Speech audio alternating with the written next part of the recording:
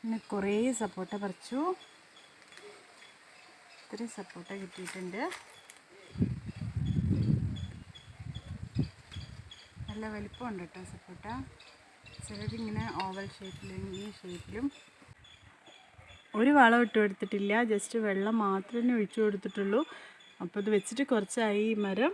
ഇനി ചാണകപ്പൊടിയും എല്ലുപൊടിയും ഒക്കെ ഇട്ട് കൊടുത്താൽ നന്നായിട്ട് കായ്ക്കുമെന്നാണ് പറയണത്.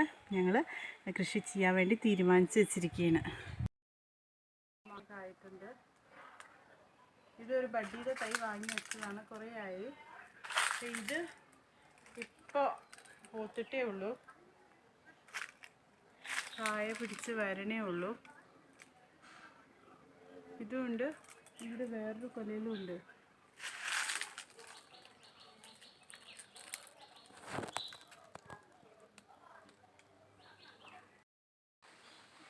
ഞങ്ങൾക്ക് ഇടിച്ചക്ക ഉണ്ടായിട്ടുണ്ട്. ചക്കക്കുട്ടി.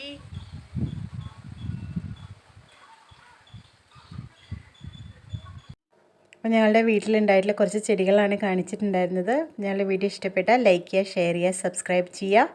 Okay, thank you.